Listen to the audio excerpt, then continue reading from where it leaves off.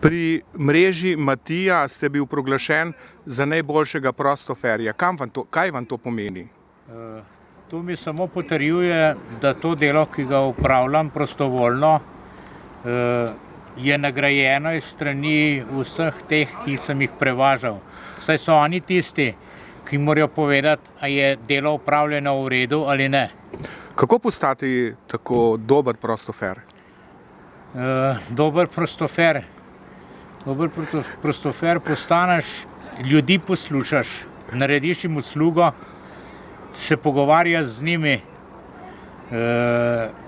jih vprašaš še posebej za druge želje, ne samo to, da jih samo prevažaš na njihove najnujnejše zadeve. Glede na to, da so to res starejši od mene, se je treba prilagoditi. In kako izgleda to delo, to prostovoljno delo?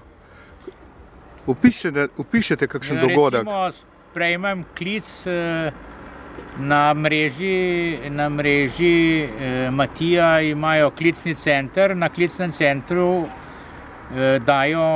podajo številke nas prostoferjev in ko me zainteresiran pokliče, se jaz odzovem in se dogovoriva, kje se dobiva, kdaj se dobiva, kam gremo, na ta način. Kam vozite te starejše ljudi? Jaz sem Ljubljančan in večina teh starejših ljudi vozim v zdravstvene domove, v ambulante, potem po nakupih, teh gospodinjskih nakupih.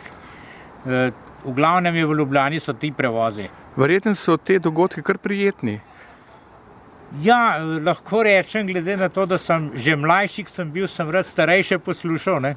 Ampak jih še zmeraj rad poslušam, zato ker tukaj marsikaj novega zvem, ki še zmeraj nisem vedel.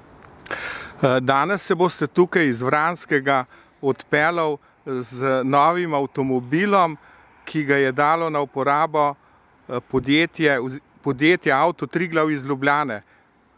Ja, danes se bom s tem avtomobilom. Ta avto sem dobil za cel teden. Mislim, moram še enkrat reči, da je to moja velika moralna spodbuda iz strani mreže Matija in Avto Triglava. Je pa tudi to, da je to testen avto, ki se polni s plinom, da je to nekaj posebenega tudi zame. Ga bi malo pokazali?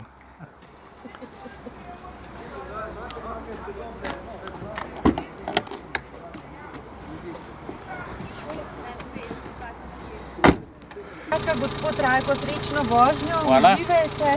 Hvala še enkrat. In pridite nazaj. Brez skrbi, to pa vedno. Hvala lepa.